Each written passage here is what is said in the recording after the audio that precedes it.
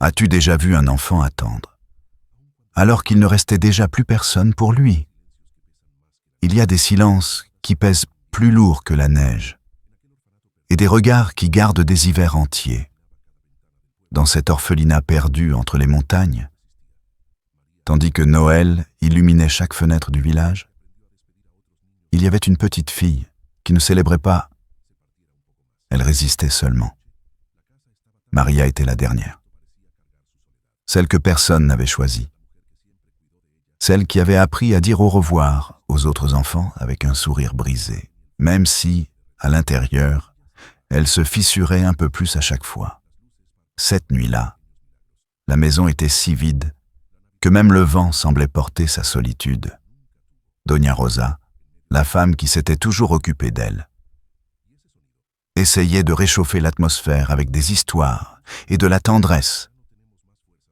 Mais il y a des douleurs que même le feu ne parvient pas à faire fondre. Le village célébrait. Les familles se réunissaient. Les lumières clignotaient comme de petits miracles. Mais pour Maria, Noël n'était qu'un rappel de tout ce qu'elle n'avait jamais eu. Jusqu'à ce qu'au milieu de la tempête, quelqu'un frappe à la porte. Et ce son changea tout. Parce que parfois le destin arrive justement quand nous n'avons plus la force d'attendre. Et avant de continuer, si ces histoires touchent quelque chose de profond en toi, je t'invite à découvrir mon carnet de souvenirs qui guérissent l'âme. C'est un espace pour écrire ce qui fait mal, ce dont tu te souviens, et ce que tu veux encore guérir. Tu le trouveras juste ici en dessous avec cette vidéo. Maintenant, respire profondément. L'histoire d'aujourd'hui commence la nuit où Maria n'attendait plus rien, mais où quelqu'un, dehors, la cherchait encore. L'orphelinat sentait le bois froid et les bougies consumées à moitié. C'était une odeur que Maria connaissait bien, parce qu'elle l'avait respirée chaque hiver de ses 8 ans. Mais ce soir-là, la veille de Noël, l'odeur semblait plus lourde, plus triste, comme si la maison elle-même savait qu'il ne restait plus personne qu'elle. Les chambres étaient vides, les lits nus, les armoires ouvertes et sans vêtements. À peine 3 jours plus tôt, le dernier enfant avait été emmené par un couple arrivé les yeux brillants et les mains tremblantes d'émotion. Maria les avait vus depuis la fenêtre du 2e étage. Elle avait vu le petit Andrés courir vers eux. Elle avait vu comment il l'avait senti soulevé dans les airs, comment il riait en l'enlaçant. Et elle avait seulement serré plus fort la petite bourse en tissu qu'elle portait toujours sur elle. Cette bourse usée, rapiécée au coin, qui gardait la seule chose qu'elle possédait depuis bébé. Personne ne savait ce qu'il y avait dedans. Pas même Doña Rosa. Parce que Maria ne la montrait jamais. C'était son secret, son trésor, la seule chose au monde qu'elle sentait vraiment à elle. Maintenant, assise près de la fenêtre de la cuisine, elle regardait la neige tomber lentement et silencieusement sur le jardin. Les flocons dansaient sous la lumière jaune du lampadaire, créant des ombres qui ressemblaient à des fantômes jouant dans l'obscurité. Maria posa son front contre la vitre glacée et ferma les yeux. Elle ne pleurait pas. Il y avait longtemps qu'elle avait appris à ne pas pleurer. Les larmes ne ramenaient personne, n'ouvraient aucune porte, ne changeaient aucun destin. Derrière elle, Doña Rosa remuait une marmite sur le poêle. Le bruit de l'eau bouillante remplissait le silence, avec le craquement occasionnel du bois dans le feu. La vieille femme fredonnait un chant de Noël.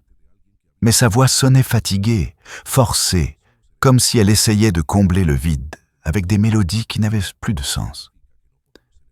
« Maria, ma petite, viens m'aider avec la table. » La voix de Doña Rosa était douce, presque une caresse, mais Maria ne bougea pas. Elle continua de regarder la neige, d'enlacer sa bourse, de sentir ce poids dans la poitrine qu'elle ne savait pas nommer. Maria. Cette fois, la femme s'approcha.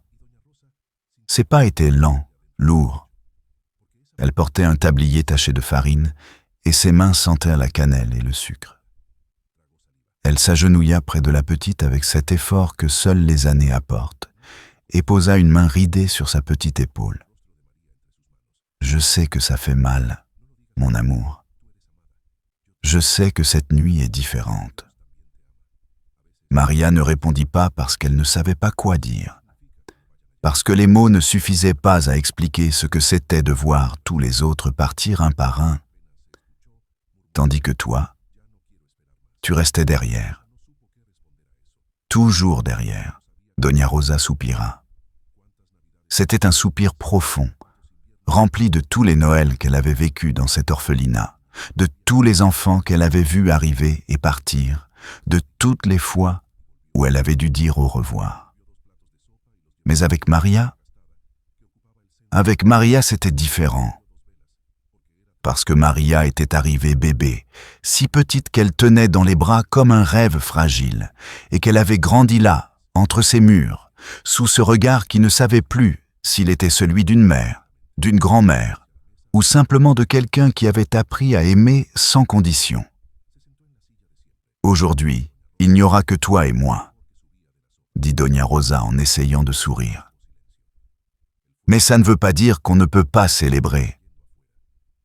J'ai de la soupe chaude, du pain sucré, et j'ai même gardé un peu de chocolat pour après le dîner. Maria tourna enfin la tête. Ses yeux étaient grands, sombres, et il y avait en eux une tristesse qui n'aurait jamais dû exister chez une enfant de 8 ans. Elle regarda Doña Rosa un long moment, puis demanda d'une voix à peine audible « Pourquoi personne ne m'aime, Doña Rosa ?» La question tomba comme une pierre dans une eau calme, et Doña Rosa sentit quelque chose se briser dans sa poitrine. Parce que cette question-là, elle se l'était posée toute sa vie. Elle avala sa salive, cligna vite pour retenir ses larmes, puis, avec toute la tendresse que son cœur usé pouvait encore offrir, prit le visage de Maria entre ses mains. « Ne dis pas ça, ma petite. Ne le dis jamais. Tu es aimée. Moi, je t'aime. Et Dieu t'aime aussi. Parfois, les choses mettent du temps à arriver. Mais ça ne veut pas dire qu'elles n'arriveront pas. » Maria baissa les yeux, serra la bourse plus fort, et d'une voix si basse qu'on l'entendait à peine, murmura « Je ne veux plus attendre. » Doña Rosa ne sut pas quoi répondre, parce qu'elle non plus ne savait pas combien de temps encore elle pouvait attendre. Combien de Noëls passeraient ainsi? Combien d'hivers elle devrait encore voir ce regard éteint dans les yeux de la petite qu'elle avait élevée comme si elle était sienne? Elle se releva lentement, les genoux craquants, retourna au poêle, servit 2 assiettes de soupe et les posa sur la table de bois usée au centre de la cuisine. Elle alluma 2 bougies parce que c'était la tradition. Parce que même si elles étaient seules, même si dehors le monde brillait de lumière et de rires étrangers, elles méritaient aussi un peu de chaleur. « Viens, Maria. Dînons ensemble, comme toujours. » La fillette se leva lentement, marcha jusqu'à la table en traînant un peu les pieds, la bourse pendant à la main. Elle s'assit sur sa chaise habituelle, face à Doña Rosa, et regarda la vapeur monter de la soupe. Pendant un instant, il n'y eut que le silence. Le feu crépitait. La neige continuait de tomber dehors, et quelque part, au loin, les cloches de l'église commencèrent à sonner, annonçant la messe de minuit. Doña Rosa prit sa cuillère, mais ne mangea pas. Au lieu de ça, elle regarda Maria avec ce mélange d'amour et de tristesse que seul quelqu'un qui a beaucoup vécu peut porter. « Tu sais ce que j'aime le plus chez toi, Maria ?» La petite leva les yeux, surprise par la question. C'est que tu n'as jamais cessé d'y croire, continua Doña Rosa. Même quand ça fait mal, même quand c'est difficile, tu continues de garder cette bourse comme si, dedans, il y avait quelque chose de plus grand que le monde entier. Et ça c'est la foi, ma petite. Ça, c'est l'espérance. Maria regarda la bourse posée sur ses genoux, la caressa du bout des doigts, sentant le tissu doux et usé. Et pour la première fois depuis longtemps, quelque chose de tiède traversa sa poitrine. Ce n'était pas le bonheur, ce n'était pas la joie, c'était quelque chose de plus petit, plus fragile, mais c'était là. « Tu crois que, un jour, quelqu'un viendra pour moi ?» demanda-t-elle d'une voix brisée. Doña Rosa sourit, un sourire triste mais sincère. « Je crois que les miracles arrivent quand on s'y attend le moins. Et cette nuit, c'est Noël, la nuit où tout peut arriver. » Elles mangèrent en silence. La soupe était chaude, réconfortante. Le pain sucré avait un goût de cannelle et de souvenirs d'autres Noëls. Et même si la maison était vide, même si le froid frappait aux fenêtres, il y avait quelque chose dans cet instant qui semblait sacré. Quand elles eurent fini, Doña Rosa lava les assiettes, tandis que Maria restait assise, à regarder les flammes des bougies danser sur la table. Les yeux de la fillette suivaient le mouvement hypnotique du feu, et un instant, elle sembla se perdre dans une pensée lointaine. Alors, quelque chose se produisit. Un son étrange brisa le silence. Un son métallique, aigu, venant de dehors. Doña Rosa fronça les sourcils et s'essuya les mains sur son tablier. Maria releva la tête, en alerte. C'était la cloche du jardin, la vieille cloche rouillée suspendue près du portail d'entrée. Mais il n'y avait pas de vent cette nuit-là. La neige tombait droit, sans la moindre rafale d'air qui aurait pu la faire bouger. « C'est étrange », murmura Doña Rosa en s'approchant de la fenêtre. Maria se leva aussi, le cœur battant un peu plus vite. Toutes deux regardèrent dehors, vers l'obscurité neigeuse, vers le jardin silencieux. La cloche sonna à nouveau. Une fois, 2 fois, 3 fois, puis plus rien. Doña Rosa et Maria se regardèrent. Il y avait quelque chose dans l'air, quelque chose qu'elles ne pouvaient pas nommer, mais qu'elles sentaient toutes les deux, comme si le temps s'était arrêté, comme si l'univers entier retenait son souffle. « Ce doit être le vent », dit Doña Rosa, même si sa voix n'avait rien de convaincant. Maria ne dit rien. Elle serra simplement sa bourse contre sa poitrine et sentit, pour la première fois depuis longtemps, que quelque chose allait changer. Parce qu'il y a des nuits où le destin frappe à la porte. Et parfois il le fait avec le son d'une cloche qui ne devrait pas bouger. Elle était la dernière enfant de l'orphelinat, mais elle n'était pas aussi seule qu'elle le croyait. Le silence après la cloche fut plus inquiétant que le son lui-même. Doña Rosa resta près de la fenêtre, les mains encore humides de l'eau de vaisselle, regardant l'obscurité neigeuse comme si elle s'attendait à voir quelque chose qui ne venait pas. Maria restait debout près de la table, la bourse serrée contre sa poitrine, sentant son cœur battre un peu plus vite que d'habitude. « Allons, ma petite », dit finalement Doña Rosa en s'éloignant de la fenêtre avec un soupir. Ce devait être une branche qui est tombée. Ou la glace. Ces nuits froides font craquer tout. Mais sa voix n'était pas aussi sûre que ses mots. Il y avait quelque chose dans son regard, quelque chose d'ancien et de sage, qui lui disait que cette nuit était différente, que ce n'avait pas été un hasard, que quelque chose, quelque part, se mettait en mouvement vers elle. Maria ne répondit pas. Elle suivit simplement Doña Rosa jusqu'à la cuisine, où le feu brûlait encore et où les bougies projetaient des ombres dansantes sur les murs. La petite se rassit sur sa chaise, mais cette fois, elle ne regardait pas les flammes.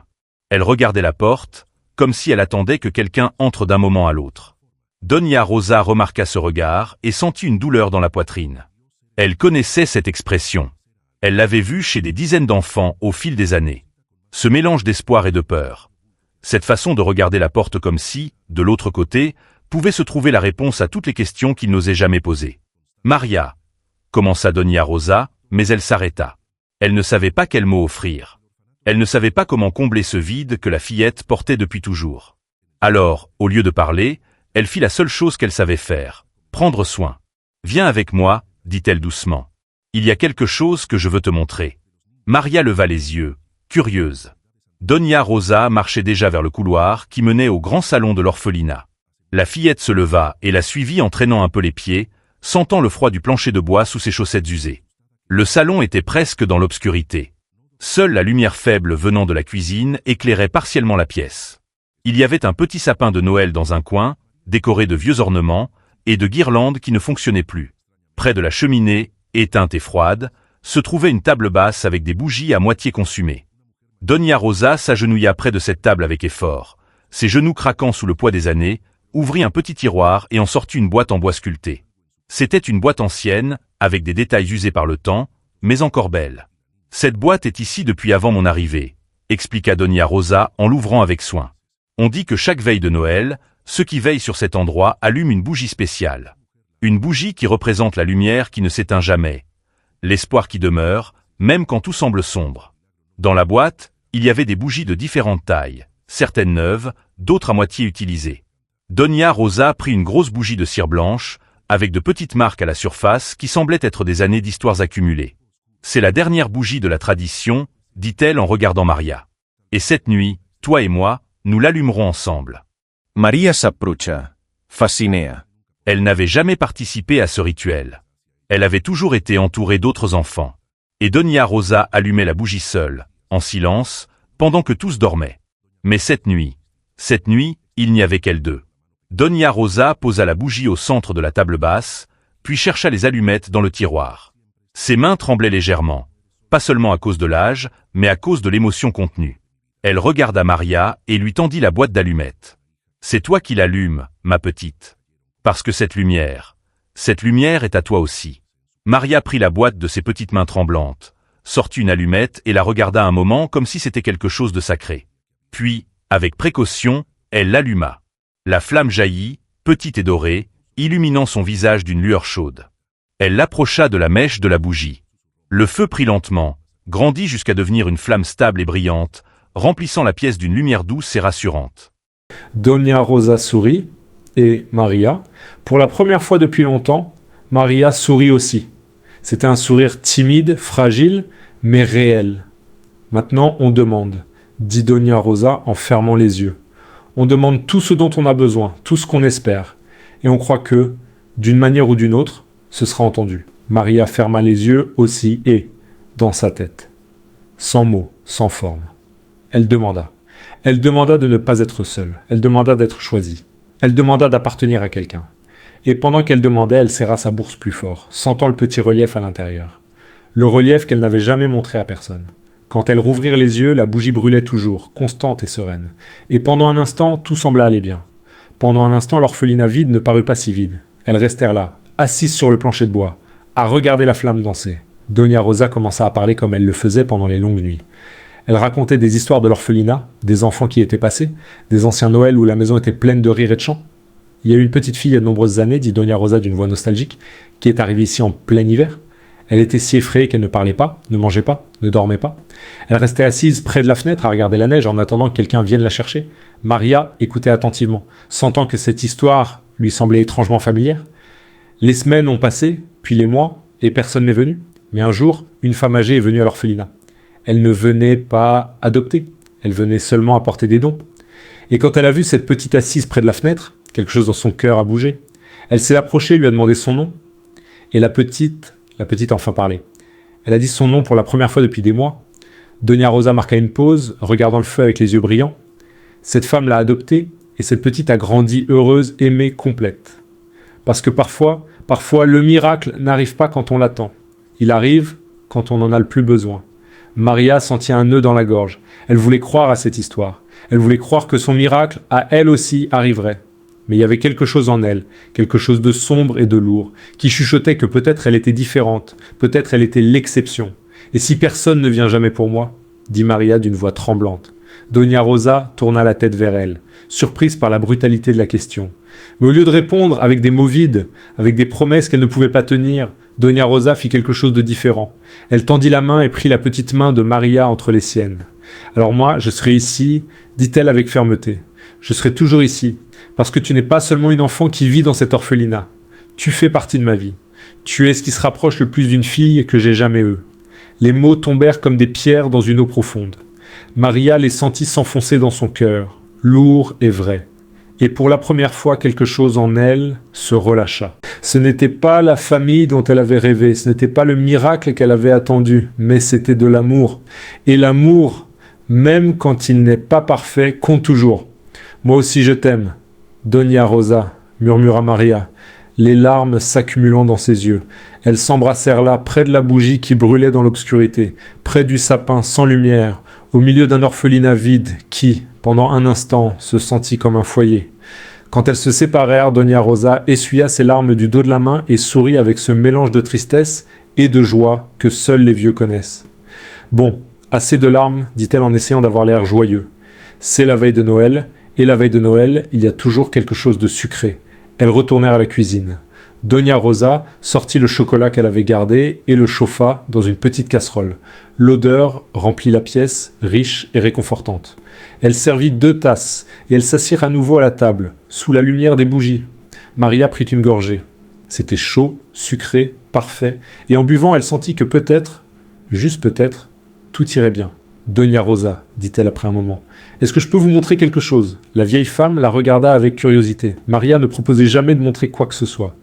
Elle gardait tout pour elle, comme si chaque objet, chaque pensée était un trésor trop fragile pour être partagé. « Bien sûr, ma petite, tu peux me montrer ce que tu veux. » Maria baissa les yeux vers la bourse sur ses genoux.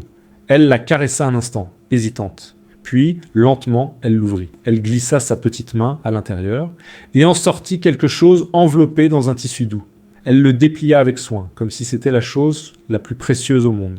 Et là, brillant sous la lumière des bougies, apparut un pendentif. Un pendentif délicat, en argent terni par le temps, avec une petite étoile gravée au centre. Doña Rosa retint son souffle, se pencha en avant, observant l'objet les yeux grands ouverts. « Maria, d'où tiens-tu ça ?»« Il est venu avec moi, répondit la fillette d'une voix à peine audible. « Depuis bébé. C'est la seule chose que j'ai d'avant. » Doña Rosa prit le pendentif de ses mains tremblantes, le tourna sous la lumière, examinant chaque détail. L'étoile était finement taillée, avec de petits rayons qui s'étendaient vers l'extérieur. Et à l'arrière, presque imperceptible, il y avait autre chose. Une lettre, une initiale, un A. Le cœur de Doña Rosa s'arrêta une seconde. Ses yeux se remplirent de quelque chose que Maria ne sut pas identifier. Surprise, peur, reconnaissance. « Qu'est-ce qu'il y a ?» demanda Maria, effrayée par sa réaction. Doña Rosa cligna vite, rendit le pendentif aux mains de la fillette, essayant de sourire. « Rien, mon amour, c'est juste que c'est très beau, très spécial. Garde-le toujours bien. » Mais quelque chose avait changé dans son regard. Quelque chose que Maria ne comprenait pas, mais qu'elle sentait. Comme si ce pendentif avait réveillé un souvenir, un lien, quelque chose que Doña Rosa n'était pas prête à partager. Maria enveloppa à nouveau le pendentif et le remit dans sa bourse. Elle la serra contre sa poitrine et sentit sa chaleur, son poids, sa présence constante. Dehors, la neige continuait de tomber. La nuit devenait plus profonde, plus dense, et quelque part au loin, les cloches de l'église sonnèrent encore, marquant minuit. C'était officiellement Noël. Doña Rosa et Maria restèrent silencieuses, chacune perdue dans ses propres pensées. Le feu crépitait, les bougies brûlaient, et l'orphelinat, malgré le vide, semblait respirer d'une vie propre. Alors, sans avertissement, la cloche du jardin sonna de nouveau. Cette fois, ce ne fut pas un tintement doux. Ce fut fort, insistant, comme si quelqu'un la faisait sonner délibérément. Doña Rosa se leva d'un bond, le cœur battant violemment. Maria se mit debout aussi, effrayée, mais étrangement pleine d'attente. « Reste ici », ordonna Doña Rosa en marchant vers la fenêtre. Mais Maria n'obéit pas. Elle suivit la femme en s'agrippant à sa bourse, sentant que quelque chose de grand, quelque chose d'inévitable allait se produire. Doña Rosa écarta le rideau et regarda dehors. Et là, de l'autre côté du jardin couvert de neige, près du portail de fer, il y avait une silhouette, une forme sombre, enveloppée dans un manteau, immobile sous la lumière faible du lampadaire. Quelqu'un était arrivé. Dans la nuit où elle n'attendait plus personne, quelqu'un était là. Doña Rosa sentit le temps se figer. Sa main tenait encore le rideau, et ses yeux ne pouvaient plus se détacher de cette silhouette immobile.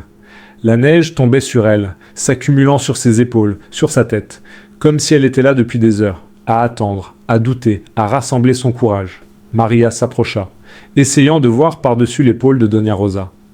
Son cœur battait si fort qu'elle l'entendait dans ses oreilles.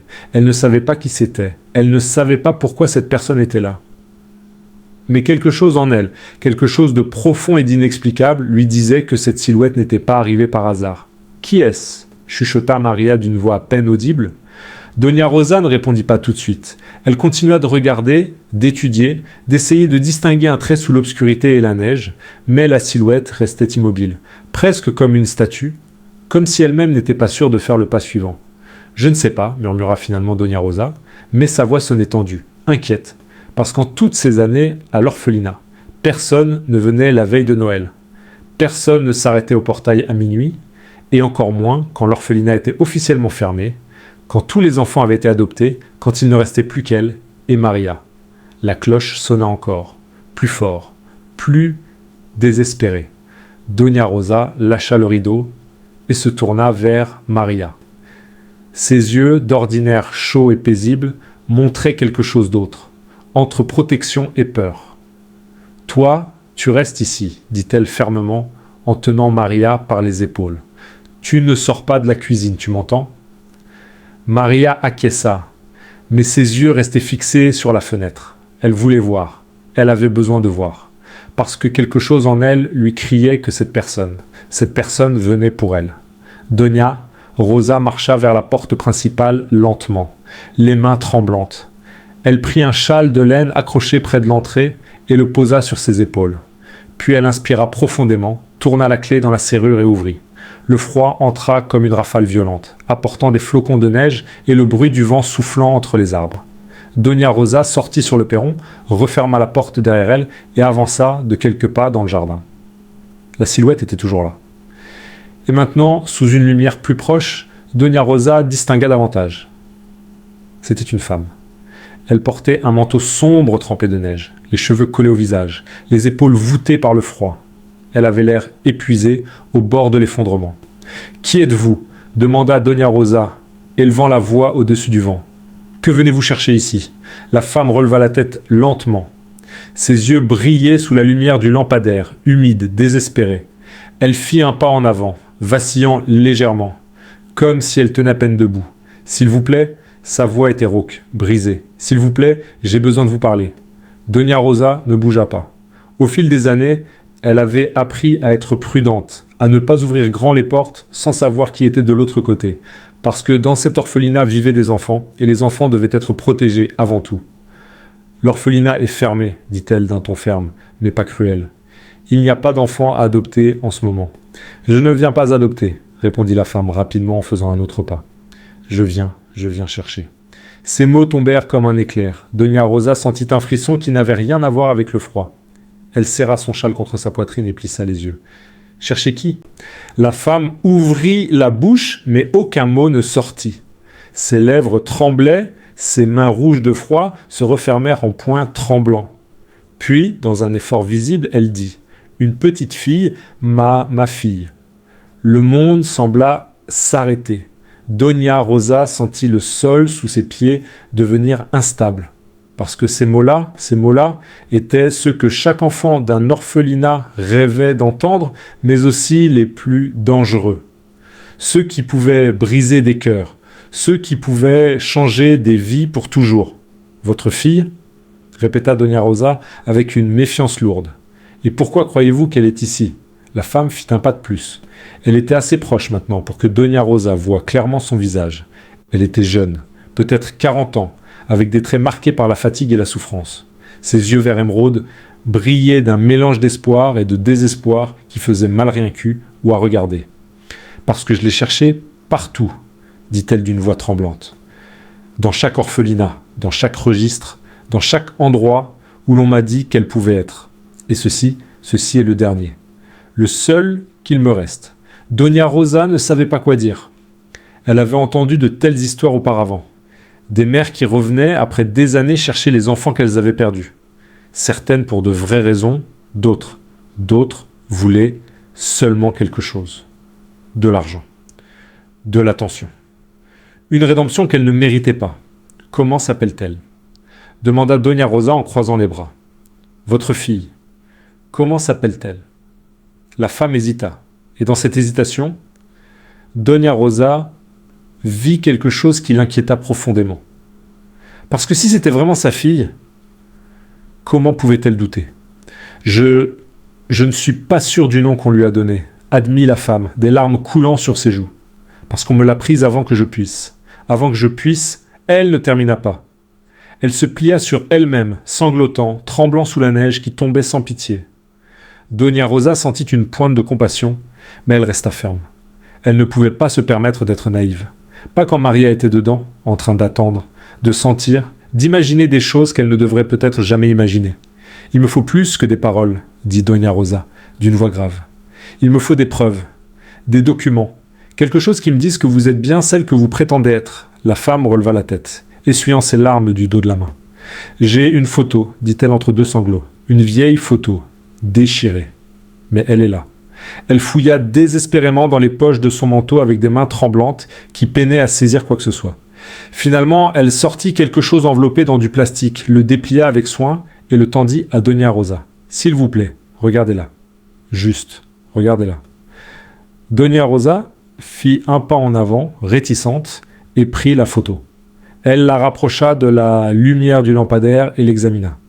C'était une vieille photographie, décolorée, aux bords effilochés.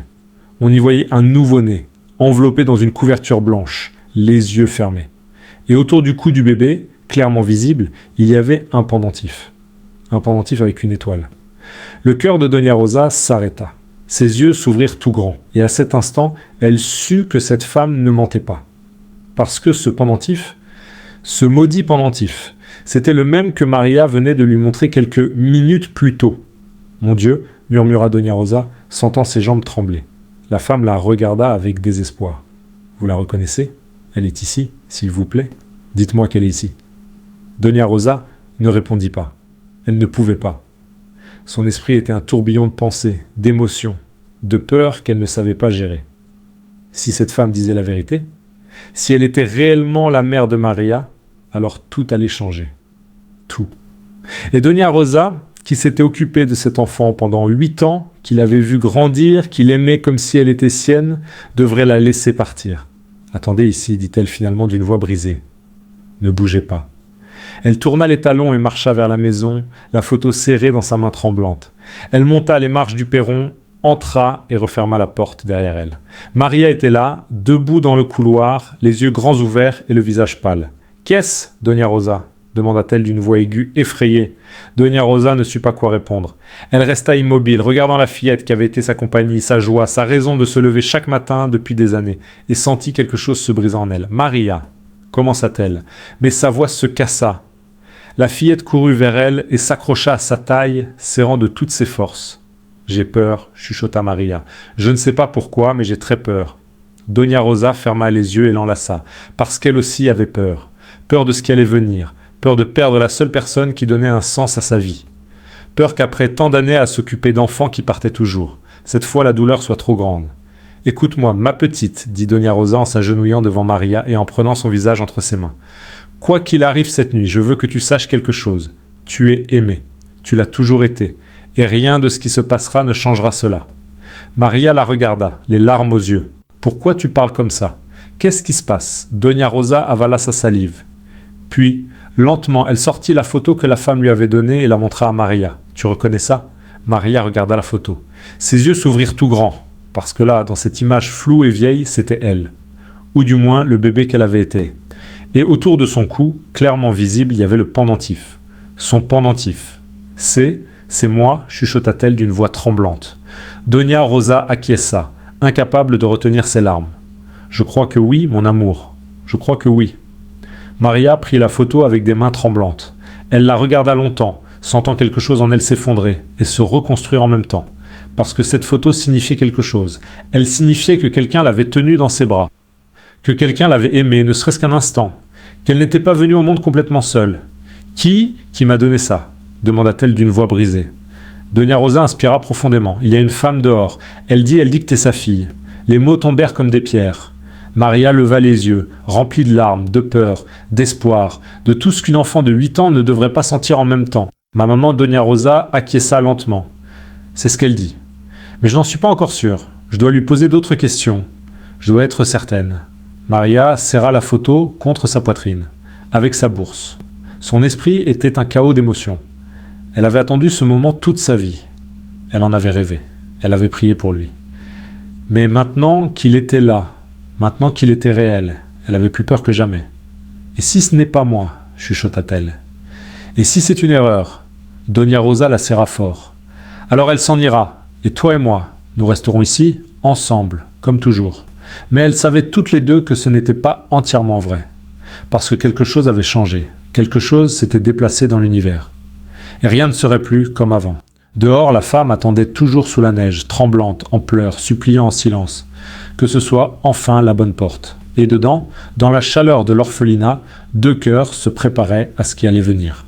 Parce que parfois, les miracles font mal avant de guérir. Et cette nuit ne faisait que commencer.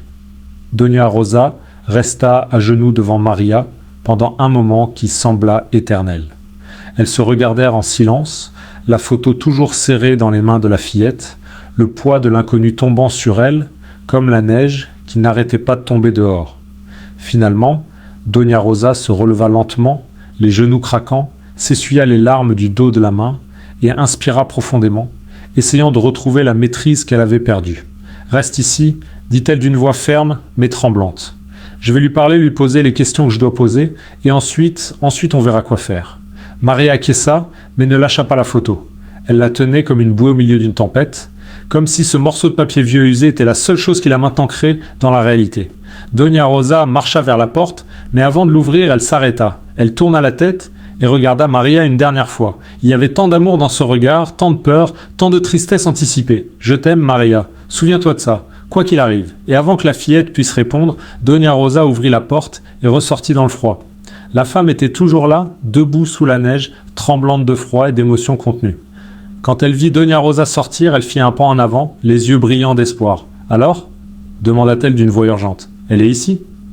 Vous l'avez vue ? » « S'il vous plaît, dites-moi que vous l'avez vue. » Dona Rosa referma la porte derrière elle et descendit les marches du perron. Lentement, elle s'arrêta à quelques pas de la femme, l'étudiant les yeux plissés. « D'abord, j'ai besoin que vous me disiez votre nom. » La femme cligna des yeux, surprise par la froideur du ton. « Alicia. »« Je m'appelle Alicia. »« Alicia. Quoi ? Alicia Mendoza. » Dona Rosa acquiesça, mémorisant le nom. Puis elle croisa les bras sur sa poitrine, se protégeant du froid et de la vulnérabilité qui montait en elle. « Et vous dites que vous avez une fille qu'on vous a prise. »« Oui, » répondit Alicia d'une voix brisée. « Il y a 8 ans, presque 9. C'était en décembre, juste avant Noël. » Dona Rosa sentit un frisson. Maria était arrivée à l'orphelinat en décembre, bébé avec rien d'autre qu'une bourse et un pendentif. « Qu'est-ce qui s'est passé ?» demanda Dona Rosa en gardant un ton neutre. « Pourquoi vous l'a-t-on prise ?» Alicia ferma les yeux, comme si ce souvenir était trop douloureux. Quand elle les rouvrit, ils étaient pleins de larmes, mêlées à la neige sur son visage. « L'accouchement a été compliqué, commença-t-elle d'une voix tremblante. J'ai eu une hémorragie, j'ai perdu beaucoup de sang, et je me suis évanouie. J'ai cessé de répondre. Les médecins ont fait tout ce qu'ils pouvaient, mais elle s'arrêta, respirant difficilement, comme si chaque mot lui arrachait un morceau d'âme. Ils m'ont déclarée morte. Les mots tombèrent comme un marteau. Dona Rosa sentit sa respiration s'arrêter. « Quoi ? Ils m'ont déclarée morte, » répéta Alicia, plus ferme, comme si le dire à voix haute était un acte de résistance. Ils ont signé mon acte de décès. Ils ont dit à ma famille que je n'avais pas survécu. Et mon bébé a été enregistré comme orpheline. Dona Rosa resta silencieuse, essayant de comprendre. Elle avait déjà entendu des histoires d'erreurs médicales, mais ça a été autre chose. C'était une tragédie. Et ensuite, demanda-t-elle d'une voix plus douce. Alicia eut un sourire amer. Ensuite, je me suis réveillée, 3 jours plus tard, à la morgue. Juste avant que sa voix se brisât. Juste avant qu'il ne me prépare pour l'enterrement. Dona Rosa sentit un frisson parcourir sa colonne vertébrale. L'image était trop terrible, trop réelle. Mon Dieu ? Oui, murmura Alicia. Dieu, ou le destin, ou quoi que ce soit qui m'a gardé en vie. Mais quand je me suis réveillé, il était trop tard. Ma fille n'était plus là. On l'avait emmenée et personne ne savait où. Vous n'avez pas cherché ? Demanda Dona Rosa. Bien sûr que j'ai cherché, cria Alicia désespérée. J'ai cherché pendant des mois, des années. Je suis allé dans les hôpitaux, au registre civil, dans les agences d'adoption. Mais mes papiers disaient que j'étais morte. Et quand j'ai enfin réussi à corriger l'erreur, quand j'ai enfin récupéré mon identité, des années avaient passé et les dossiers de ma fille étaient perdus. Incomplets. Mal classés. Dona Rosa sentit son cœur se serrer, parce que cette histoire, aussi incroyable qu'elle paraisse, portait le poids de la vérité. Le poids d'une douleur qu'on n'invente pas, Et comment êtes-vous arrivé ici demanda-t-elle. Comment avez-vous su pour cet orphelinat? Alicia essuya ses larmes avec des mains tremblantes. Parce que j'ai suivi chaque trace, chaque document mal classé, chaque nom mal écrit. Et il y a 2 mois, j'ai trouvé un registre d'un bébé arrivé dans cette région en décembre 2017, sans nom complet, sans famille, seulement avec un pendentif. Elle s'arrêta, regardant Doña Rosa d'un air suppliant. Un pendentif avec une étoile. Doña Rosa sentit ses jambes trembler. C'était trop précis, trop réel. Et si cette femme disait la vérité, alors Maria n'était pas une enfant abandonnée. C'était une enfant volée par le destin. Vous avez d'autres preuves? Demanda Doña Rosa, essayant de rester calme, en plus de la photo. Alicia acquiesça vivement. Elle glissa la main dans son manteau et sortit une chemise détrempée. Elle l'ouvrit avec des mains tremblantes et commença à sortir des documents, des certificats, des registres hospitaliers, des photos. Voici mon acte de décès falsifié. Voici le document qui le corrige. Voici le registre de l'hôpital où ma fille est née. Et ici, il y a la description du pendentif que je lui ai mis avant de m'évanouir. Doña Rosa prit les papiers et les examina sous la lumière du lampadaire. Ses yeux parcoururent les mots, les dates, les cachets officiels. Et à chaque ligne, elle sentait son monde s'effondrer un peu plus, parce que tout correspondait les dates, les lieux, les détails. « Mon Dieu !» murmura-t-elle, les larmes revenant. « C'est vrai, tout est vrai. » Alicia sanglota et tomba à genoux dans la neige. « S'il vous plaît, dites-moi qu'elle est ici. Dites-moi que je ne suis pas arrivé trop tard. Dites-moi que je peux encore... » Elle ne termina pas. Elle se plia sur elle-même, pleurant avec une douleur si profonde que ça faisait mal rien que de l'entendre. Doña Rosa resta là, les documents dans les mains, sentant que l'univers s'était figé. Parce que maintenant, elle devait prendre une décision. Une décision qui allait changer de vie pour toujours. Elle regarda vers la maison, vers la fenêtre de la cuisine où elle savait que Maria attendait. Puis, elle regarda Alicia, à genoux dans la neige, tremblante, brisée, et elle sut qu'elle ne pouvait plus retarder. « Entrez, dit-elle doucement. Entrez avant de geler. » Alicia releva la tête brusquement, les yeux très ouverts. « Elle est ici? Elle est? »« Entrez, répéta Doña Rosa avec fermeté. Et ensuite nous parlerons. » Alicia se releva difficilement, chancelante. Doña Rosa la soutint par le bras et la guida vers la maison. Elles montèrent les marches du perron, franchirent la porte et entrèrent dans la chaleur de l'orphelinat. Maria était debout dans le couloir, exactement là où Doña Rosa l'avait laissée. Quand elle vit entrer la femme inconnue, elle recula d'un pas, effrayée. Et Alicia resta figée. Ses yeux se plantèrent dans ceux de la petite. Ils parcoururent son visage, ses cheveux, sa manière de tenir cette bourse contre sa poitrine. Et à cet instant, tout le reste disparut, le froid, la fatigue, la douleur de 8 années de recherche. Parce que là, devant elle, se tenait sa fille. Maria, chuchota Alicia, d'une voix brisée. La fillette la regarda, les yeux grands ouverts, sans savoir quoi dire, sans savoir quoi ressentir. Et Doña Rosa, debout entre elles deux, sentit son cœur se briser en morceaux, parce qu'elle savait ce qui allait arriver.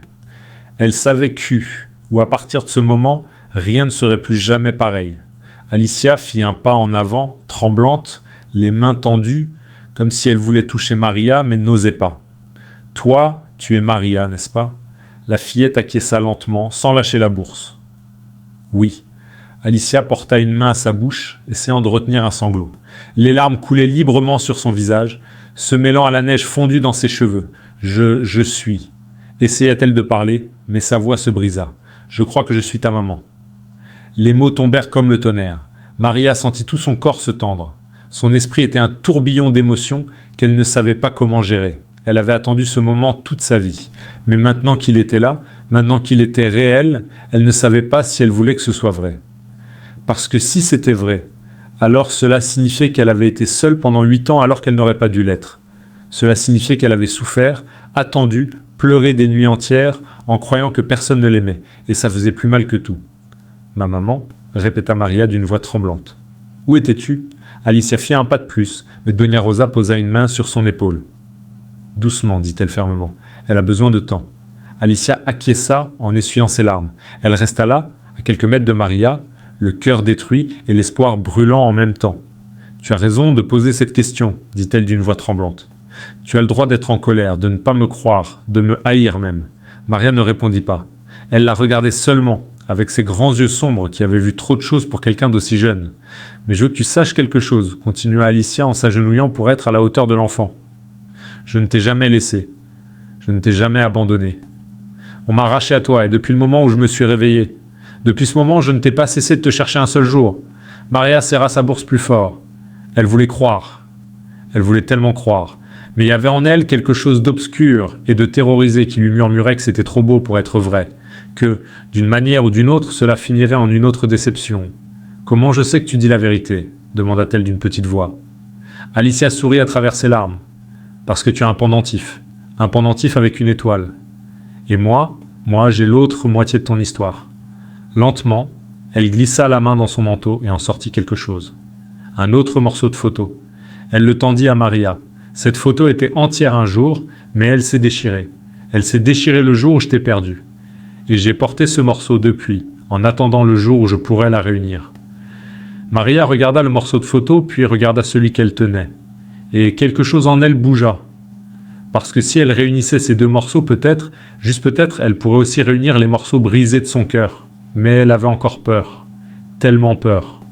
Et dehors, la tempête continuait de rugir. Comme si l'univers lui-même retenait son souffle, attendant de voir ce qui allait se passer. Le silence dans le couloir était si dense qu'il semblait avoir du poids. Maria regardait le morceau de photo qu'Alicia lui tendait sans oser le prendre.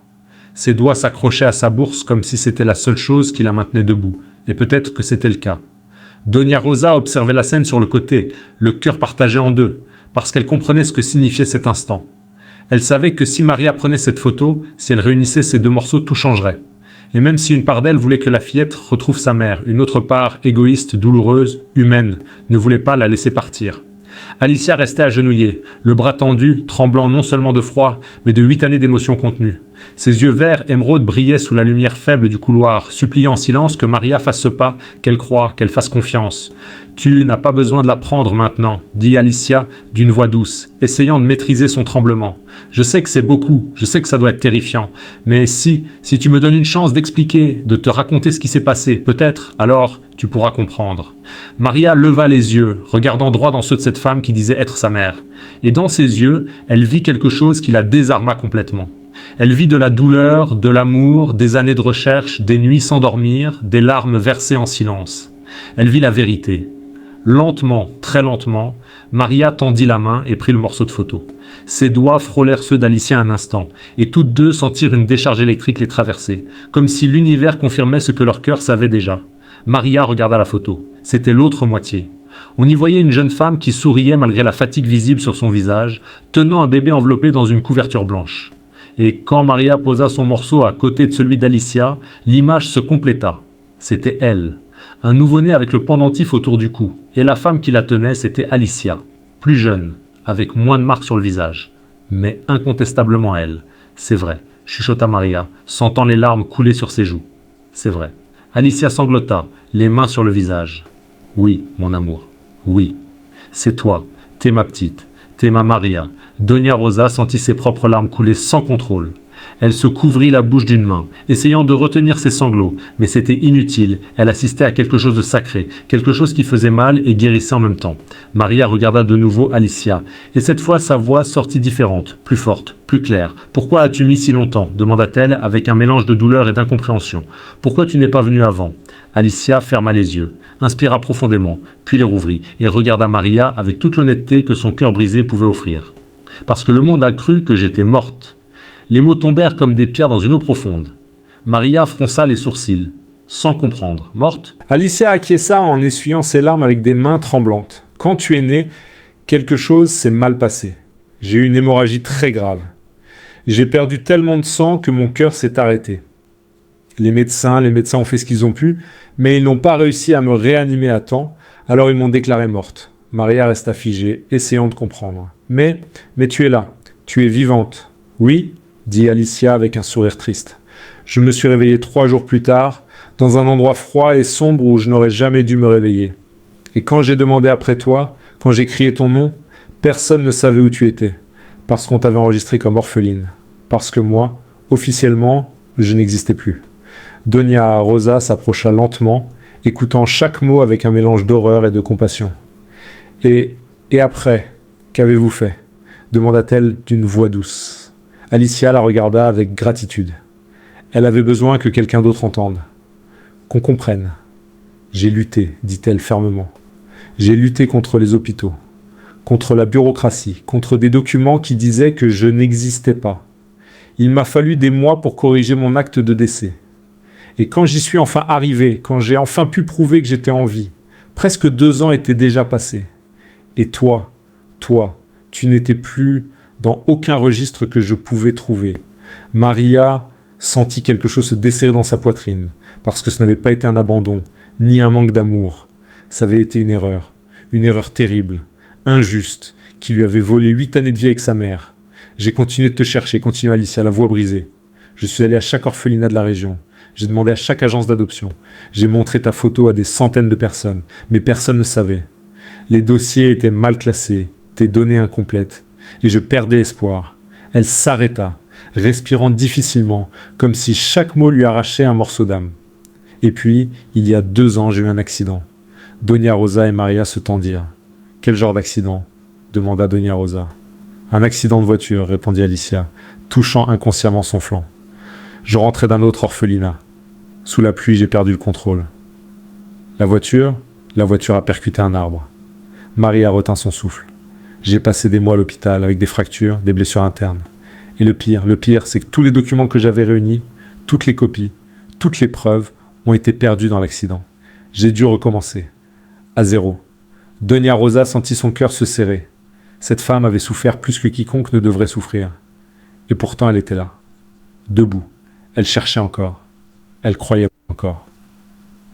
Mais je n'ai pas abandonné, dit Alicia en regardant Maria droit dans les yeux, parce que je savais que tu étais quelque part. Je savais que t'attendais. Et je ne pouvais pas. Je ne pouvais pas te laisser seule. Les larmes coulaient sur le visage de Maria sans qu'elle puisse les arrêter. Parce que toute sa vie, elle avait cru que personne ne l'aimait, que personne ne l'avait choisi. Et maintenant, elle comprenait que ce n'était pas vrai, que quelqu'un l'avait aimée, que quelqu'un l'avait cherché sans relâche. Il y a 2 mois, continua Alicia, j'ai trouvé un vieux registre, mal classé, dans un bureau administratif qui fermait. Et là, j'ai trouvé ton nom, Maria. Et une note qui disait que tu avais été envoyée dans un orphelinat de cette région avec un pendentif. Un pendentif avec une étoile. Alicia tendit lentement la main vers Maria.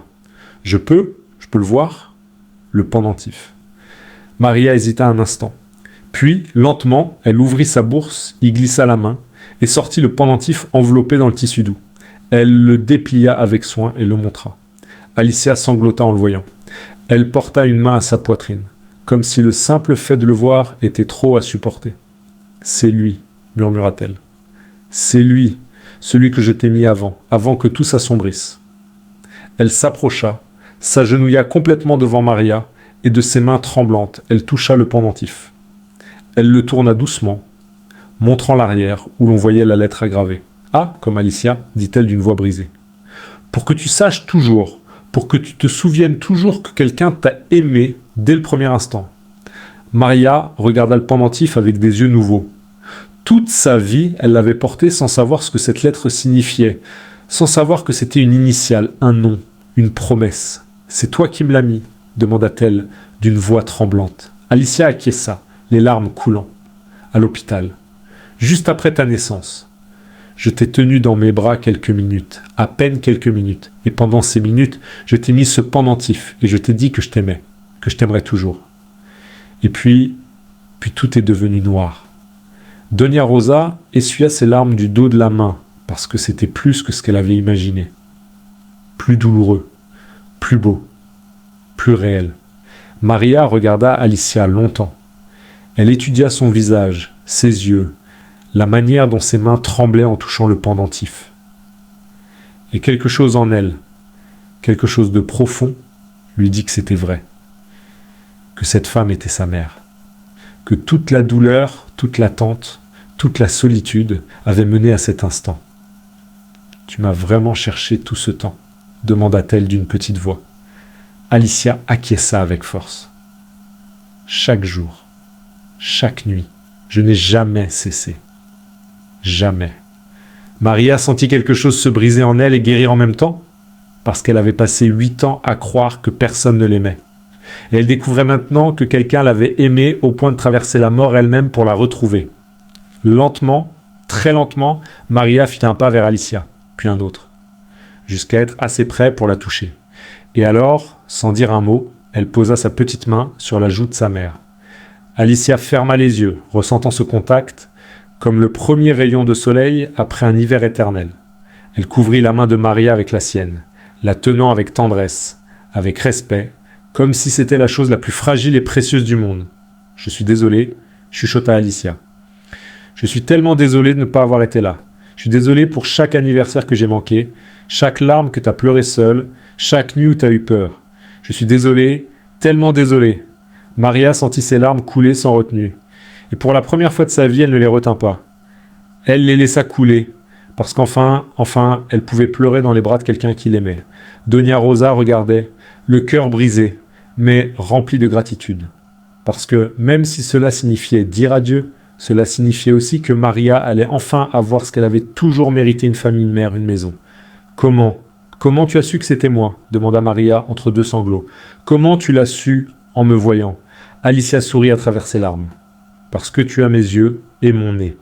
Et la façon dont tu tiens cette bourse, c'est la même façon dont moi, je tenais les choses quand j'avais peur. Je l'ai su dès que je t'ai vu. Je l'ai su dans mon âme. » Maria regarda Doña Rosa, comme cherchant une confirmation, comme demandant la permission de croire. Et Doña Rosa, même si ça lui faisait mal, acquiesça avec un sourire triste. « C'est vrai, ma petite. C'est ta maman. » Maria se tourna vers Alicia, et cette fois, sans peur, sans doute, elle laissa ses bras se lever lentement, tremblant, jusqu'à entourer le cou d'Alicia dans une étreinte qu'elle avait attendue 8 ans pour pouvoir vivre. Alicia la serra contre elle, sanglotant d'un soulagement si profond qu'il semblait arraché aux entrailles de l'univers. « Je t'ai trouvé », répétait-elle encore et encore. « Je t'ai trouvé, je t'ai trouvé. » Et Maria, le visage enfoui dans l'épaule de sa mère, ressentit pour la première fois ce que c'était d'être tenue, d'être aimée, d'être choisie. Dehors, la tempête commença à se calmer. Les flocons tombaient plus lentement, plus doucement, comme si l'univers lui-même savait que quelque chose de sacré se passait entre ces murs.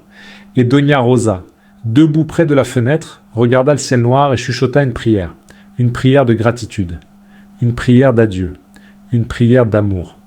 Parce qu'aimer signifie parfois laisser partir. Et cette nuit était le début de la fin d'une attente qui avait duré trop longtemps. L'étreinte dura des minutes qui ressemblèrent à des heures. Alicia tenait Maria, comme si elle craignait que le ciel la lâchait, la fillette disparaisse de nouveau. Et Maria, elle, s'accrocha à cette sensation nouvelle et effrayante d'être tenue par quelqu'un qui partageait son sang, son histoire, sa douleur. Mais lentement, quelque chose changea en Maria. Une tension, une résistance.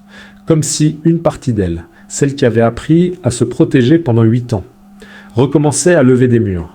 Elle se dégagea brusquement de l'étreinte et recula d'un pas. Ses yeux, qui une seconde plus tôt étaient pleins de larmes de soulagement, montraient maintenant autre chose, la peur, la confusion, la colère. Alicia tendit les mains, alarmée par ce changement soudain. « Maria, qu'est-ce qu'il y a ?»« Non, » dit Maria d'une voix tremblante, mais ferme. « Non. C'est trop. » Doña Rosa s'approcha rapidement, se plaçant instinctivement entre elles, comme elle l'avait fait pendant des années chaque fois que Maria avait peur. « Maria, ma petite, respire. Tout va bien. »« Ça ne va pas » cria Maria, les larmes roulant sur son visage. « Rien ne va bien. Pourquoi maintenant? Pourquoi juste maintenant ?» Alicia sentit son cœur se briser à nouveau, parce qu'elle savait que ce moment viendrait. Elle savait que la douleur ne disparaîtrait pas avec une étreinte. 8 ans de solitude ne s'effaçaient pas avec une explication. « Maria, s'il te plaît » commença Alicia, mais la fillette l'interrompit. « Je t'ai attendu » cria Maria d'une voix brisée. « Je t'ai attendu pendant des années. Chaque fois que des couples venaient à l'orphelinat, j'imaginais que c'était toi, que tu venais pour moi, que tu m'avais enfin trouvé. Mais tu ne venais jamais. Jamais. » Ces mots tombèrent comme des couteaux. Alicia les sentit se planter dans sa poitrine. « J'ai vu les autres enfants partir » continua Maria, la voix de plus en plus forte. « J'ai vu comment on les choisissait, comment on les serrait dans les bras, comment on les emmenait dans des maisons, avec des familles qui les aimaient. Et moi, je restais. Je restais toujours. » Doña Rosa sentit ses propres larmes couler sans arrêt. parce qu'elle avait vu cette douleur en Maria. Elle l'avait vu grandir à chaque adoption, à chaque départ, à chaque nuit où la fillette pleurait en silence, croyant que personne ne l'entendait. Maria, elle t'a cherché, dit Doña Rosa doucement. Elle n'a jamais cessé de te chercher. Mais moi, je ne le savais pas, cria Maria en se tournant vers Doña Rosa. Je ne savais pas que quelqu'un me cherchait. Je savais seulement que j'étais seul, que personne ne m'aimait, qu'il y avait quelque chose de mauvais en moi qui faisait que personne ne me choisissait. Alicia porta une main à sa bouche, étouffant un sanglot, parce que ces mots-là, ces mots maudits, étaient exactement ce qu'elle avait le plus redouté que sa fille ait grandi, en croyant ne pas mériter l'amour. « Il n'y a rien de mauvais en toi, dit Alicia d'une voix brisée. Il n'y a jamais rien eu de mauvais en toi. Tu as été aimée dès la première seconde, aimée avant même de naître. Alors pourquoi tu m'as laissé ?» demanda Maria d'une voix si petite qu'on l'entendait à peine. Alicia fit un pas en avant, ignorant la main protectrice de Doña Rosa. « Je ne t'ai pas laissé, on m'a arraché à toi. Et j'ai passé chaque jour de ces 8 années à essayer de revenir vers toi. Et je suis censé me sentir mieux avec ça ?» demanda Maria, d'un ton amer qui ne devrait pas exister chez une enfant de 8 ans. « Je suis censé oublier toute la douleur ? Toutes les nuits où j'ai pleuré, tous les anniversaires où j'étais seule. » Alicia secoua la tête, pleurant ouvertement. « Non. Je ne m'attends pas à ce que tu oublies. Je ne m'attends pas à ce que tu me pardonnes comme ça. Je veux seulement que tu me donnes une chance. Une chance de te montrer que ce n'était pas ma faute. Que moi aussi j'ai souffert.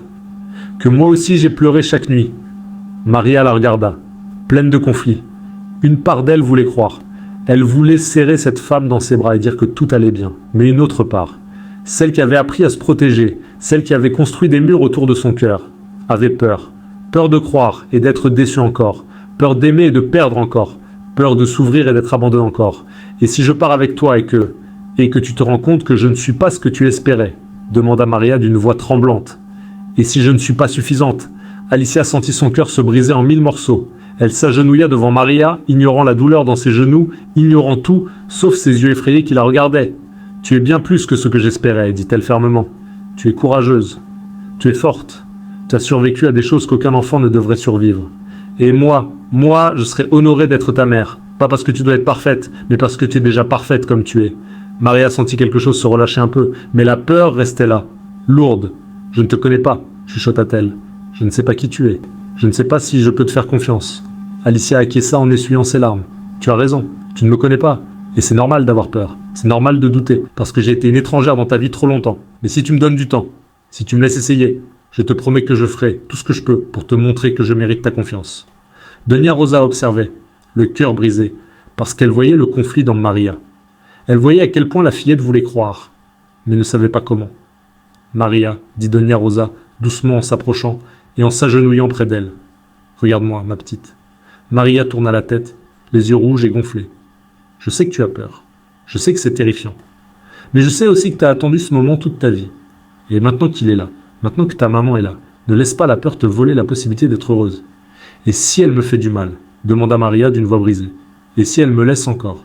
Doña Rosa prit le visage de Maria entre ses mains, la regardant avec tout l'amour accumulé pendant 8 ans. Alors moi, je serai ici. Je serai toujours ici. Parce que tu n'as pas une seule personne qui t'aime, Maria. Tu en as 2. Et rien de ce qui arrivera ne changera ça. Maria sanglota, se cramponnant à Doña Rosa comme à une ancre au milieu d'une tempête. Je ne veux pas te perdre, murmura-t-elle contre l'épaule de la vieille femme. Doña Rosa ferma les yeux, sentant ses propres larmes couler. Tu ne me perdras pas. Tu ne me perdras jamais. Parce que le véritable amour ne s'en va pas. Il s'agrandit. Alicia regardait, remplie de gratitude et de douleur. Gratitude, parce que cette femme avait pris soin de sa fille quand elle ne le pouvait pas. Douleur parce qu'elle comprenait, enfin, tout ce qui s'était perdu. « Merci, dit Alicia d'une voix brisée en regardant Doña Rosa. Merci de l'avoir protégée, de l'avoir aimée, d'avoir été ce que je n'ai pas pu être. » Doña Rosa leva les yeux vers Alicia. Et à cet instant, les 2 femmes se comprirent sans mots. Elles aimaient Maria, et elles étaient prêtes à faire ce qu'il fallait pour qu'elle soit heureuse. Elle est spéciale, dit Doña Rosa doucement. Elle l'a toujours été. Et vous avez de la chance de l'avoir. Alicia acquiesça, les larmes coulant. Je le sais. Mon Dieu, je le sais. Dehors, la tempête, qui s'était calmée un moment, reprit de plus belle. Le vent frappa les fenêtres, et la neige tomba, si épaisse qu'on ne voyait plus au-delà du jardin. Doña Rosa se releva lentement et regarda la fenêtre. « Vous ne pouvez pas partir cette nuit, dit-elle fermement. La tempête est trop forte. C'est dangereux. » Alicia acquiesça soulagée. « Nous pouvons rester. » Doña Rosa la regarda un instant, puis acquiesça. Oui, vous pouvez rester. Je vais préparer une chambre. Maria releva brusquement la tête. Elle va rester, demanda-t-elle à Alicia, avec un mélange de peur et d'espoir. Alicia acquiesça doucement. Si tu veux, si tu me le permets. Maria ne répondit pas tout de suite. Elle la fixa longtemps, étudiant son visage, cherchant quelque chose qu'elle ne savait pas nommer. Puis elle acquiesça. À peine un mouvement, mais cela suffit. Doña Rosa se dirigea vers l'escalier, puis se retourna. Il y a de la soupe chaude dans la cuisine et du pain. Mangez quelque chose. Ensuite on se reposera. Alicia et Maria restèrent seules dans le couloir. Le silence entre elles était lourd, chargé de tout ce qu'elles n'avaient pas encore dit. Tu as faim ? Demanda Alicia doucement. Maria haussa les épaules, serrant sa bourse contre elle. Un peu. Elles marchèrent vers la cuisine lentement, gardant une certaine distance. Alicia s'assit à table, pendant que Maria servait 2 assiettes de soupe. La fillette en posa une devant Alicia, puis s'assit de l'autre côté, le plus loin possible. Elles mangèrent en silence. Le seul bruit était celui des cuillères contre les assiettes et le vent contre les vitres. Au bout d'un moment, Maria parla sans lever les yeux. « Tu habites où ?» Alicia releva la tête, surprise. « En ville, à environ 3 heures d'ici. »« Tu as une maison ?»« Oui, elle est petite. Il y a un jardin. Et une chambre en plus, qui est toujours restée vide. À t'attendre. » Maria assimila les mots en silence. « Tu vis seule ?» Alicia acquiesça. « Oui. J'ai toujours vécu seule. Je n'ai jamais pu fonder notre famille parce que ma famille c'était toi. Et tu n'étais pas là. » Maria sentit quelque chose bouger dans sa poitrine.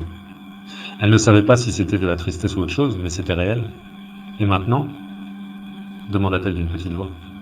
Alicia posa sa cuillère et regarda Maria droit dans les yeux. « Maintenant, ça dépend de toi. Si tu veux venir avec moi, tu viendras. Si tu as besoin de plus de temps, j'attendrai. Si tu veux qu'on se connaisse mieux d'abord, on le fera. Je ne vais te forcer à rien, Maria. J'ai déjà perdu trop de temps. Je ne veux pas te perdre encore en précipitant les choses. » Maria la regarda longuement et, pour la première fois depuis l'arrivée d'Alicia, quelque chose qui ressemblait à de l'espoir brilla dans ses yeux. « Tu attendrais vraiment le temps qu'il faut ?» Alicia répondit sans hésiter. « Le temps qu'il faudra, parce qu'il ne s'agit plus de moi. Il s'agit de toi. De ce dont toi tu as besoin. » Maria acquiesça lentement, sentant les murs autour de son cœur se fissurer. Juste un peu. Mais c'était un début. Dehors, la tempête rugissait de toute sa force.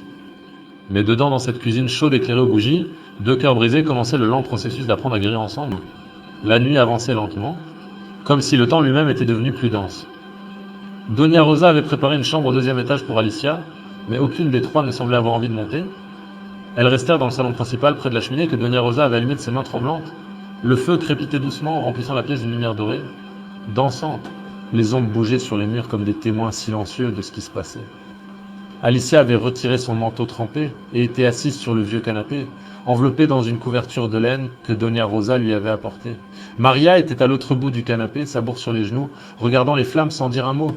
Doña Rosa allait et venait entre la cuisine et le salon apportant du thé chaud, des biscuits, des couvertures, n'importe quoi pour occuper ses mains, n'importe quoi pour ne pas penser à ce qui viendrait après. « Encore du thé ?» proposa-t-elle en soulevant la théière. Alicia acquiesça avec un sourire fatigué. « S'il vous plaît, merci. » Doña servit le thé, puis s'assit sur la chaise en face d'elle.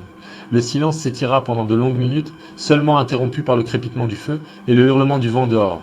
Finalement, ce fut Alicia qui brisa le silence. « Maria, il y a quelque chose d'autre que je veux te montrer. » La fille leva les yeux, curieuse mais prudente. Alicia fouilla dans la poche intérieure de son manteau et en sortit autre chose, une petite enveloppe jaunie par le temps, au bord plié.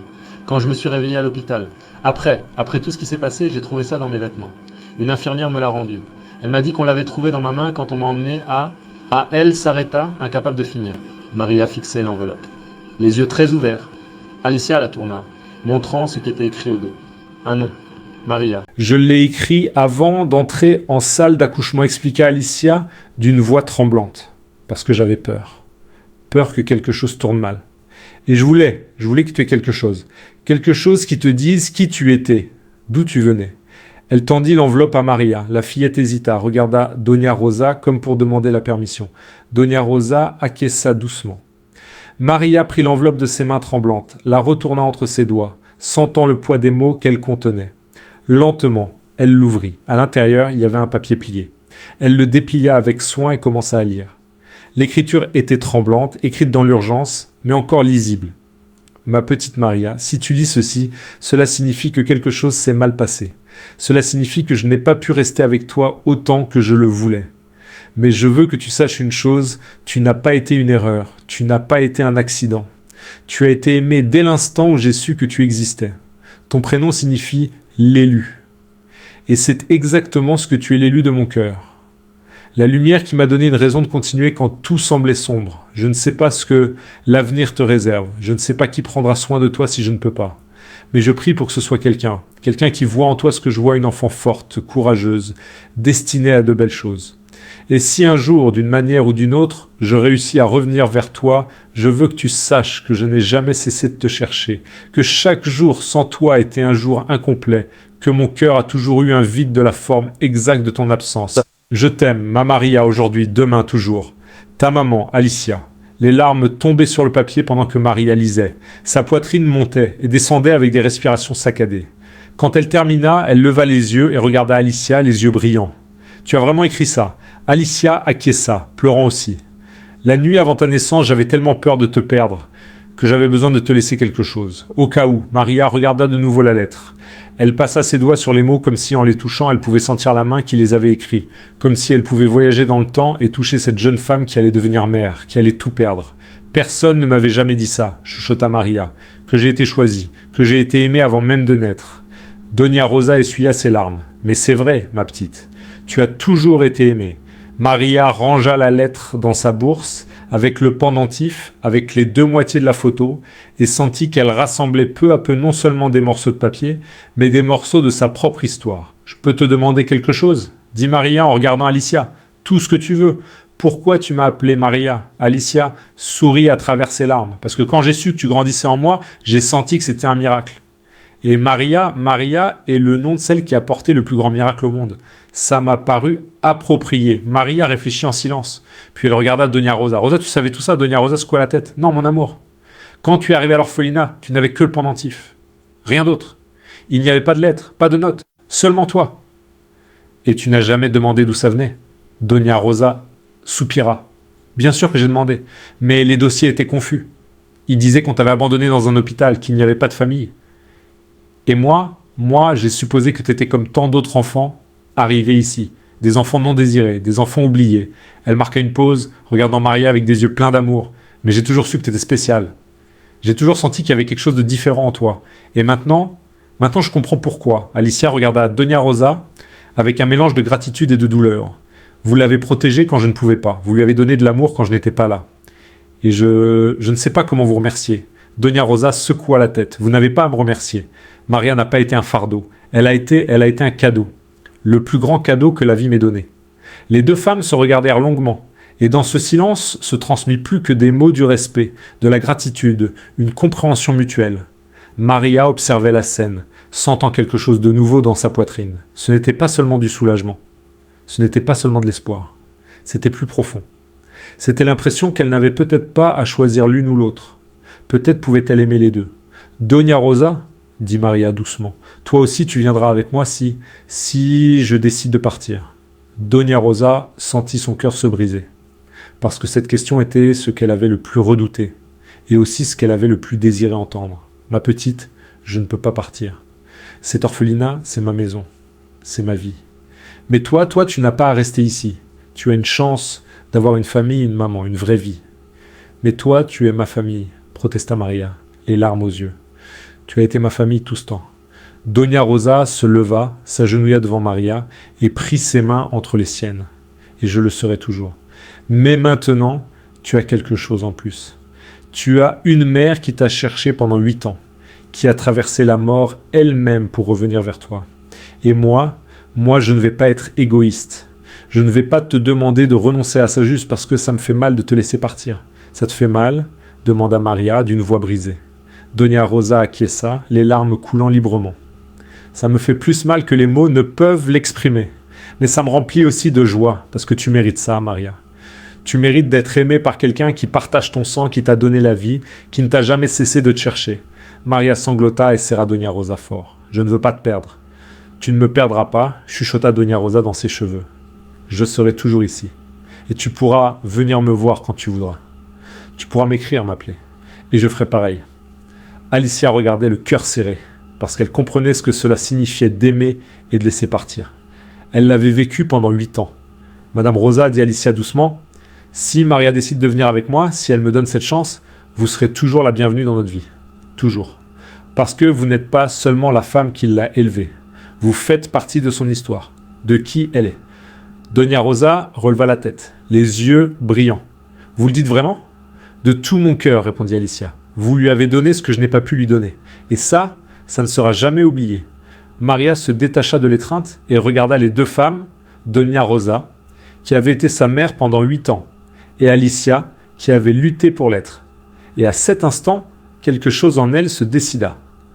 Lentement, elle sortit le pendentif de sa bourse et le tint dans ses mains, sentant le poids de sa signification. Puis, elle le retira de son cou et le tendit à Alicia. « Tu peux me le remettre ?» demanda-t-elle doucement, comme tu l'as fait quand je suis née. Alicia sentit son cœur s'arrêter. Elle prit le pendentif de ses mains tremblantes et se leva. Maria se tourna, lui donnant le dos, et Alicia, les larmes tombant sur ses mains, passa le pendentif autour du cou de sa fille. Quand elle referma le fermoir, Maria se retourna et, pour la première fois, sourit. Un sourire petit, fragile, mais réel. Je crois que je veux essayer, dit-elle d'une voix tremblante. Je veux essayer de te connaître. Je veux savoir ce que c'est d'avoir une maman. Alicia se couvrit la bouche des deux mains, sanglotant de soulagement. Merci, chuchota-t-elle. Merci. Doña Rosa observait, le cœur rempli de joie et de douleur à la fois. Parce qu'elle savait que c'était ce qu'il fallait, que Maria méritait cela. Mais elle savait aussi que, dès demain, l'orphelinat serait plus vide que jamais. Les trois restèrent près du feu tandis que la nuit avançait vers l'aube. Et dehors, lentement, la tempête commença à s'apaiser. Les vents se calmèrent. La neige cessa de tomber aussi fort, comme si l'univers savait que le pire était passé et que le miracle avait commencé. L'aube arriva douce et silencieuse, comme si elle avait peur de briser la paix qui s'était posée sur l'orphelinat pendant la nuit. La tempête avait complètement cessé, laissant derrière elle un monde transformé. La neige recouvrait tout d'une couche brillante et immaculée qui reflétait les premiers rayons du soleil comme des millions de petits diamants. Maria fut la première à se réveiller. Elle s'était endormie sur le canapé, enveloppée dans des couvertures, la tête posée sur les genoux de Doña Rosa. Alicia dormait à l'autre extrémité, une main tendue qui presque touchait celle de Maria. La fillette se redressa doucement, se frottant les yeux. Un instant, elle crut que tout cela n'avait été qu'un rêve. La femme dans la tempête. La photo déchirée. La lettre. Mais alors, elle sentit le poids du pendentif sur son cou et sut que c'était réel. Tout était réel. Elle se leva sans bruit et alla jusqu'à la fenêtre. Elle écarta le rideau et resta sans souffle. Le monde dehors était entièrement blanc. Les arbres étaient couverts de neige, le jardin ressemblait à une toile vierge, et le ciel était dégagé pour la première fois depuis des jours, bleu, propre, infini. C'est beau, n'est-ce pas ? Maria se retourna. Alicia était réveillée, la regardant depuis le canapé, les yeux fatigués, mais pleins de tendresse. « Oui, chuchota Maria. Je n'avais jamais vu autant de neige. » Alicia se leva lentement, étira ses muscles endoloris, et s'approcha de la fenêtre. Elle se plaça près de Maria, toutes deux regardant le paysage transformé. « C'est comme si le monde recommençait, » dit Alicia doucement. Tout propre, tout nouveau. Maria acquiesça, comprenant le sens derrière les mots. Parce que c'était vrai, aujourd'hui était différent. Aujourd'hui était le premier jour de quelque chose de nouveau. « T'as peur ?» demanda Alicia après un moment. Maria réfléchit, puis répondit avec une honnêteté qui la surprit elle-même. « Oui, mais je suis aussi excitée. » Alicia sourit, essuyant une larme qui avait échappé. Moi aussi. Doña Rosa se réveilla peu après avec un petit gémissement, ses articulations protestant d'avoir dormi dans une position inconfortable. Mais quand elle vit Maria et Alicia près de la fenêtre, tout disparut. Parce que cette image de mère et fille regardant ensemble vers l'avenir, était tout ce qu'elle avait espéré pendant des années. « Bonjour », dit-elle d'une voix rauque. Elles se retournèrent. Maria courut vers elle et la serra dans ses bras. « Bonjour, Doña Rosa. » La vieille femme la serra fort, respirant l'odeur de ses cheveux, mémorisant la sensation de ses petits bras autour de sa taille, parce qu'elle savait que bientôt, il faudrait la laisser partir.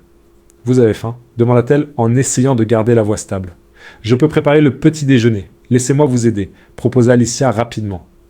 Doña Rosa la regarda un instant, puis acquiesça. Ce serait un honneur. Elles allèrent toutes les trois dans la cuisine. Doña Rosa et Alicia préparèrent des tartines, des œufs brouillés et du chocolat chaud. tandis que Maria mettait la table. Il y avait quelque chose de sacré dans cette routine simple, quelque chose qu'aucune d'elles ne voulait précipiter. Elles s'assirent ensemble pour déjeuner, la lumière du soleil entrant par la fenêtre et illuminant la table. Elles mangèrent lentement, savourant chaque bouchée, chaque instant, parce qu'elles savaient toutes que c'était le dernier petit déjeuner ainsi. Le dernier avant que tout ne change. Quand elles eurent fini, Doña Rosa s'essuya les mains sur son tablier et regarda Maria avec des yeux brillants. « J'ai quelque chose pour toi, ma petite. » Elle se leva et alla dans sa chambre. Elle revint quelques instants plus tard avec une petite boîte en bois sculptée de fleurs délicates sur le couvercle. Elle la posa devant Maria. « C'est pour toi. Pour que tu l'emportes. Pour que tu n'oublies jamais cet endroit. Et pour que tu n'oublies jamais que toujours, tu auras un foyer ici. » Maria ouvrit la boîte avec des mains tremblantes. À l'intérieur, il y avait plusieurs choses. Une photo d'elle et de Doña Rosa prise l'année précédente, une lettre scellée et un petit ange en porcelaine qui avait toujours été dans la chambre de Doña Rosa. La lettre, demanda Maria en la touchant avec précaution. Ouvre-la quand tu auras besoin de te souvenir, dit Doña Rosa d'une voix brisée. Quand tu te sentiras seul, quand tu douteras, quand tu auras besoin de savoir que quelqu'un quelque part pense à toi. Maria sentit ses larmes revenir. Elle referma la boîte et la serra contre sa poitrine. Merci pour tout, d'avoir été ma famille quand je n'en avais pas.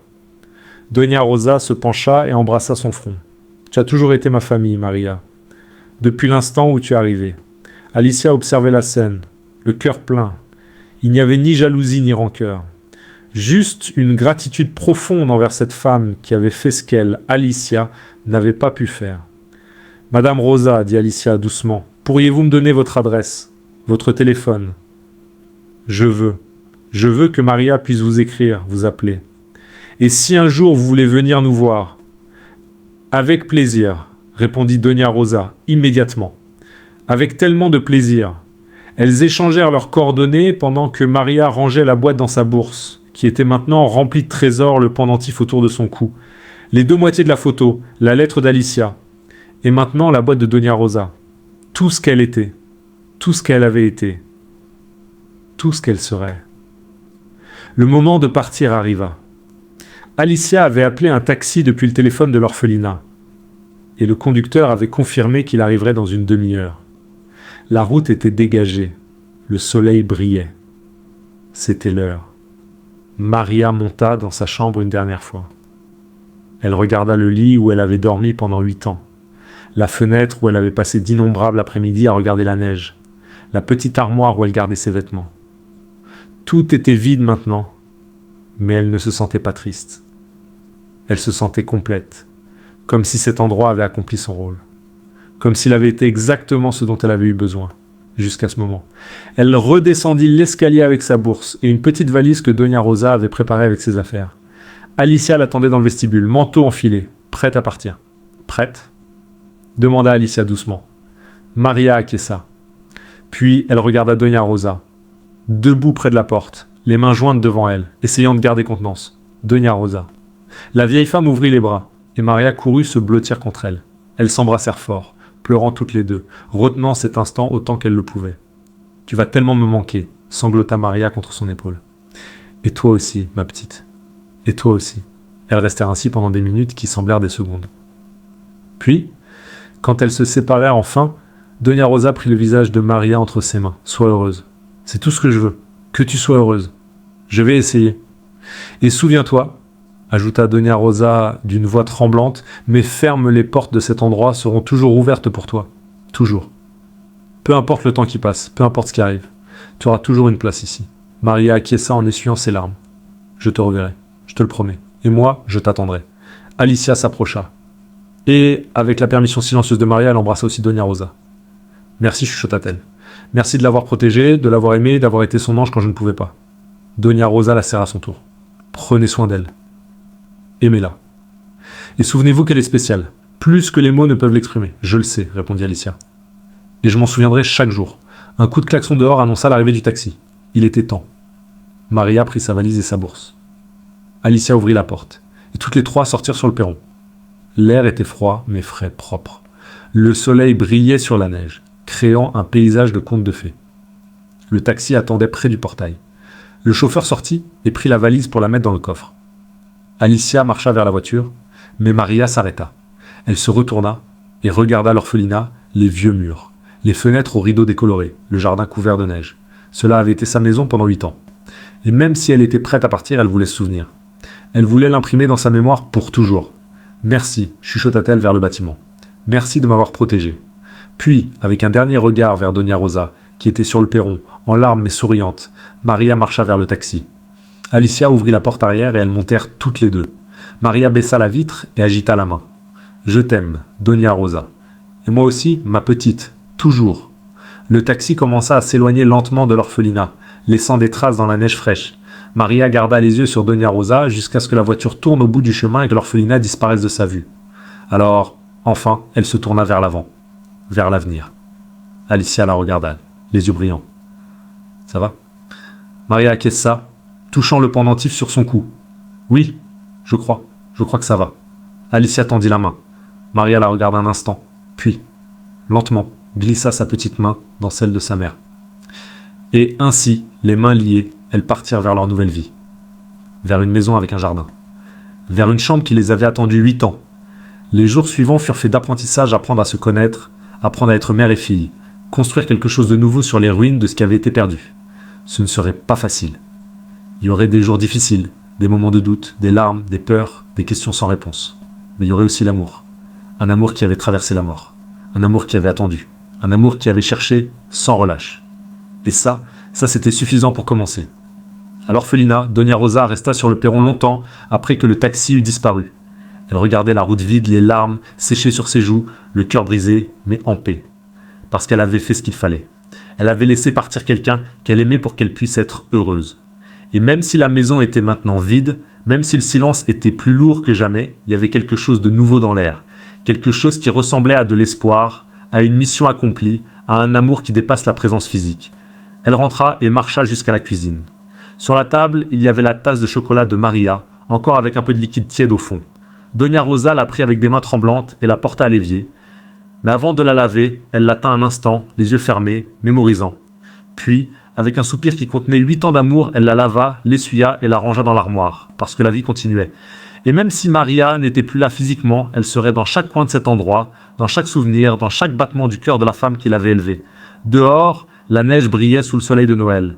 Et quelque part, dans un taxi qui s'éloignait vers l'avenir, une petite fille qui avait été la dernière avait enfin été choisie. Non par des étrangers, mais par la personne qui aurait toujours dû être à ses côtés, sa mère.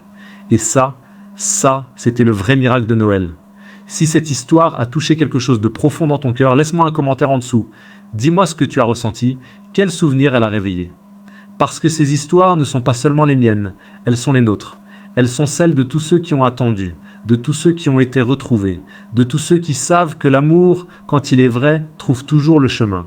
Merci d'être resté jusqu'à la fin. Merci de m'avoir permis de t'accompagner dans cette histoire. Et souviens-toi, les miracles n'arrivent pas toujours quand on les attend, mais ils arrivent toujours quand on en a le plus besoin. On se retrouve dans la prochaine histoire. Que ton cœur trouve toujours la lumière qu'il cherche. M.